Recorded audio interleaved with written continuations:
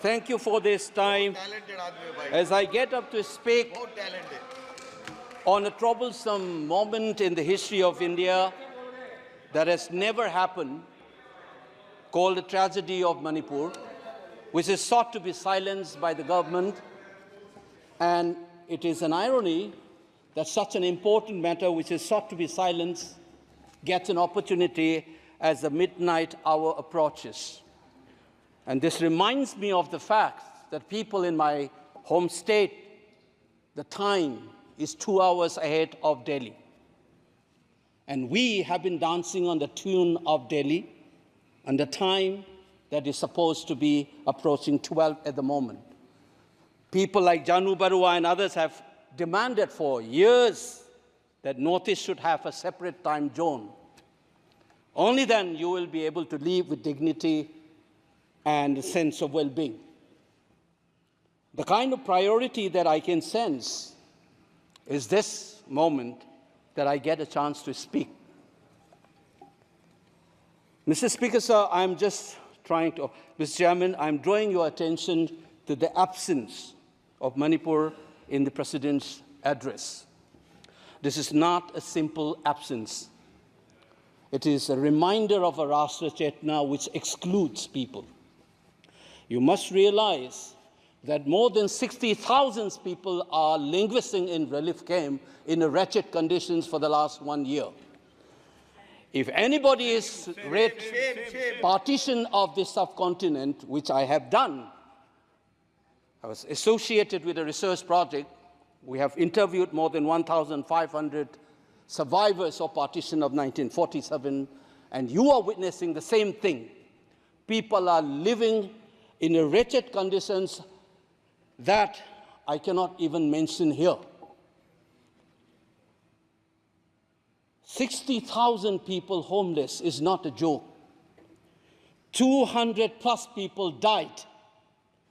And there has been a civil war-like situations where people are armed to the teeth and roaming around and fighting each other, defending their villages. And the Indian state is a mute spectator to this tragedy for 1 year. I must remind this House that each and every square centimeter of Manipur is covered by a central armed forces. It is one of the most militarized areas in this country where you have more armed policemen than the civil police, besides the armed forces of the Union. Despite this, how is that 60,000 people were rendered homeless and villages in thousands were destroyed? And yet, our Prime Minister remained mute, not even a word. And the presidential address did not even mention that. Shame, shame, shame, shame. And I said that this silence is not normal. It is a reminder of the fact which many scholars have said, that there is a continuity between colonial and the post-colonial period. Today we are observing a day where we begin a new criminal laws, seemingly discarding the colonial heritage. But as Ashish Nandi says, colonialism is a state of mind. It is a psychological phenomenon. It is an outlook, the way you look at the people, the way you look at the world. And the fact that this continuity is shown by neglecting the tragedy of a state, which is the 19th state of the Union. It is amazing to see that I get an opportunity as the midnight hour approaches to register this anguish and this hurt of the denial that this country has meted out to its own citizens in the state of Manipur. I must ask these questions to the House. Is this silence communicating to the people of the Northeast, and Manipur in particular, that you don't matter in the Indian state scheme of things? Major Laisam Jotin, who was awarded Ashok Chakra while grappling with suicide bomber, was a Manipuri, who was awarded Ashok Chakra. You are dishonoring his own state. Major Ngangom Joy Datta, who was awarded Veer Chakra while fighting for this country and doing his duty as a part of the peacekeeping force in Sri Lanka in 1987. You are dishonoring this man. You are dishonoring the likes of the youths who hold the tricolor in international platforms. The likes of Mary Kom, Sarita Kunjarani, and Mirabai Chanu. You are saying that you don't matter in this country. Your state doesn't matter in this country. You are also saying that the likes of Ratan Tiam, the icon of the culture of this country, Harivam Sham Sarma, don't matter in this country. If you have an iota of concern for this state, there would not have been a silence. There would not have been a silence in this house, nor in the presidential address.